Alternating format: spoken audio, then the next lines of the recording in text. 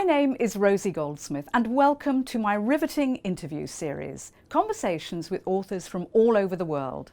My nickname is Rosie the Riveter, and one of my great passions is introducing readers to riveting writers. You may already know The Riveter, our magazine of international writing, as well as our online riveting reviews and riveting reads. They're all dedicated to giving foreign writers in English translation the prominence they deserve, which is exactly what I want to do with this series of riveting audio and video interviews. They're all free via our website, eurolitnetwork.com. Welcome to today's riveting author. Today I'm talking to the German author Julia Franck, and we're in the German embassy in London. It is an absolutely beautiful, glorious day and a very, very beautiful building. We're sitting beneath chandeliers. And welcome, Julia. It's wonderful to see you again, because the first time we met was 10 years ago, when you introduced your first novel in English, The Blind Side of the Heart. Tell us, for those of us who don't know, a little bit about yourself, where you were born. I do have an identical twin, and all my past I can only memorize in a collective language. We were born in East Berlin. And we were brought up the very first years in GDR. And after my mother asked for legal permission to leave and had to wait for almost 4 years then, we moved to the West Berlin, almost 2 kilometers away. And we had to spend about 9 months in a refugee camp in West Berlin. After that, we made it to northern Germany and then back to West Berlin again. And so this was my very first, were my very first steps into the world. In the very first 2 or maybe even 25 years, 2 decades of my life, I didn't feel home at any place, in any apartment. We moved so many times, and we changed schools, and we changed friends, and we changed everything in our lives. It was one of the reasons why literature became so important to me. I think I never felt more safe and more home than by reading and writing all my life. Because while reading, I knew there would be a next sentence and a next and the next line and the next sentence. And I felt almost embraced by the literature, the novels or the poems. I loved to read, and I needed to read. And as well, when I started to write, when I was in first grade school, I started with poetry, with little stories, and with diaries, of course. And it became almost a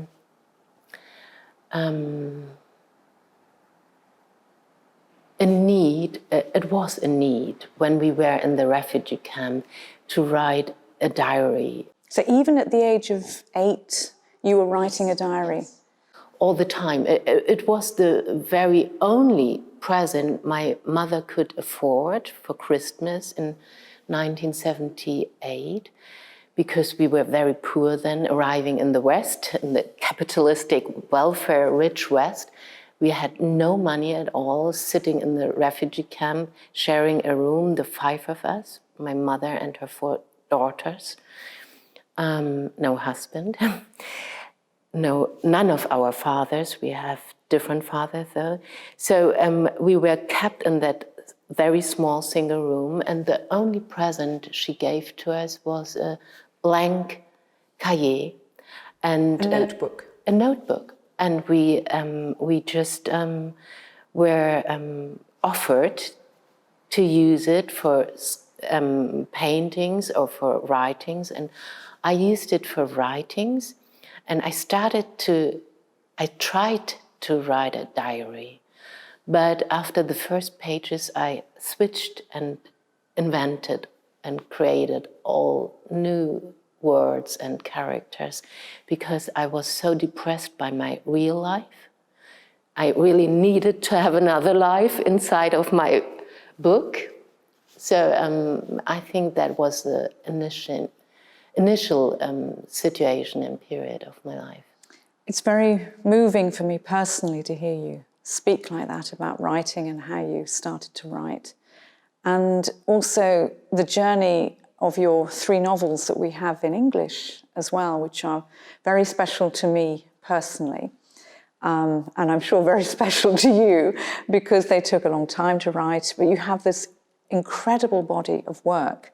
And we're so lucky to have these 3 novels, which are Mittagsfrau, The Blind Side of the Heart in English, which was the one we launched together in 2009, and then Rücken an Rücken, which is back-to-back in English, and then the final book, Lagerfeuer, West, it's called West, which is basically the story of East German refugees, such as yourself, coming from East Berlin to West Berlin. These novels that you've created are very much personal stories of very strong characters, but they're also about the broader German history as well. And it's a great gift you have to combine the two and to provide incredible psychological insight and very, very beautiful writing. Tell me how important these novels are to you and what it was like writing them. Each of the 3 novels contain a very deep and, let's say, real, maybe even traumatical nucleus of my family's or my own biography. Like the perspective in which those novels are written differ from one to the other. For example, West has 4 different voices, 4 characters in the camp, and it's 3 refugees, but the 4th voice is the CIA agent John Bird, who's in charge to do all the interviews and the investigation with the refugees. So we have different perspectives on the same location and the same point of the same experiences. They're all 4 people seeing the experience of the refugee camp from different perspectives. From very different perspectives. And it's very different with Back to Back, where you have the 2 siblings, brother and sister, telling their story. It's a story also coming of age, but coming of age in GDR, with a Jewish communistic mother, a sculptor, and that novel is based maybe the most strongest connection to reality of my... To your autobiography? To my mother's biography, with her brother and her mother, my grandmother.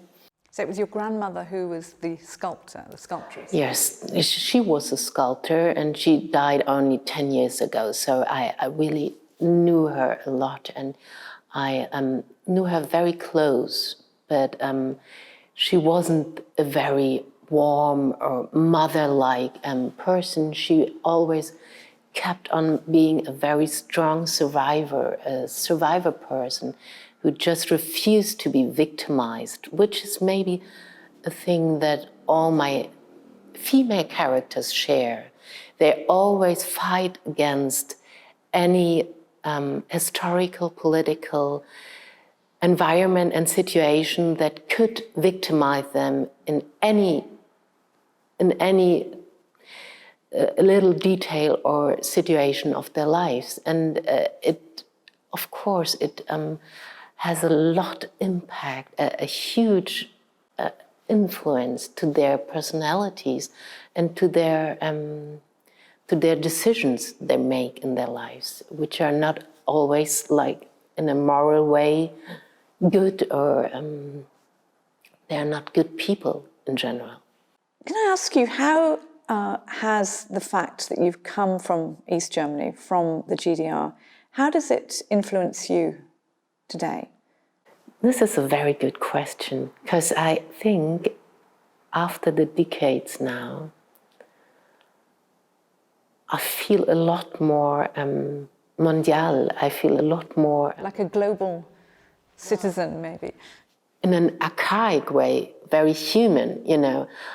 I don't feel that much dependent on my nationality any longer. And this maybe is a real gift of getting elder, because it makes you feel more independent and liberal after years now. And especially when you look at the political situation today, where all the nations are building up again, and we've all find new borders, and we want to avoid others to come to us, and we want to separate and everything. And all those nationalistic furor that is taking place right now, to me, it is as if I would get far away from that. So you're distancing yourself from that.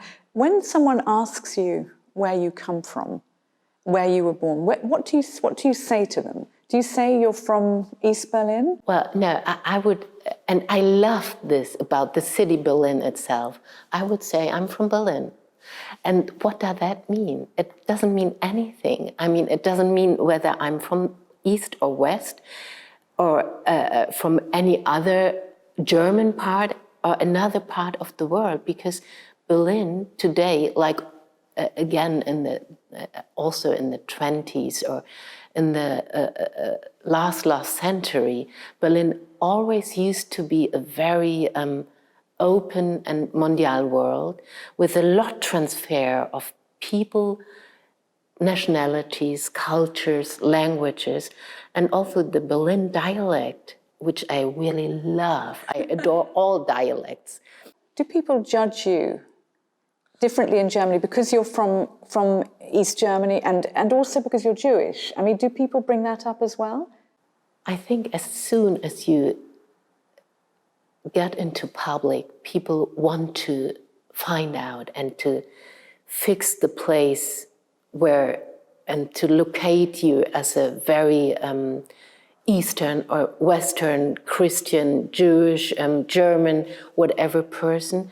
And they really want to identify you by your heritage and by your religion, by your skin color, by everything which is visible and makes your identity. And I always try to avoid things like that by not mentioning in first place that I was born in the East, but then moved to the West. But of course, my novels contain all my experiences in one or the other way. You became overnight in 2007 when Die Mittagsfrau, which is translated as The Blind Side of the Heart in English, you became an overnight sensation as a writer. You won the German Book Prize. Everywhere I went in Germany, your photograph was in all the shop windows and so on too. Young, beautiful, looking at German, topics and so on. Was it difficult for you as a very private person to take on that public role and to define yourself in public? Yeah, it became more and more difficult.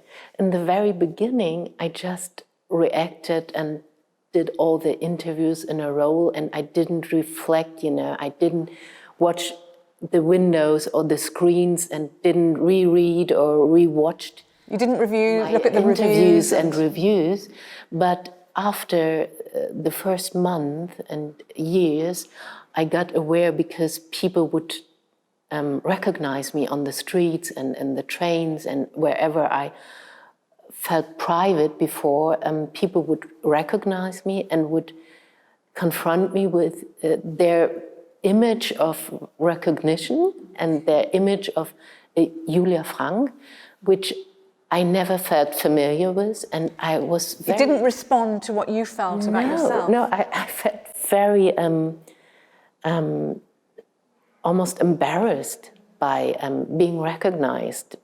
A more severe trauma than I expected at any because I didn't expect to become famous. So I was happy to publish my books, and I was happy when I realized, oh, people like to read my books. But when I realized what it made to my person, or to be in public, that was very disgusting. That experience, Julia, of achieving that overnight fame when you won the German Book Prize, which you describe as quite traumatic, have you found peace now? Yeah, I found peace now. But I found it as well by taking the chance to refuse or to retreat from public and to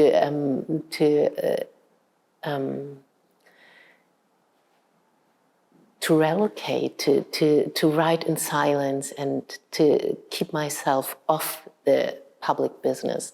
Thank you, Julia Franck, very, very much. Thank you, Rosie. Thank you for inviting us and hosting us. Well, it's lovely to have you with us. Thank you.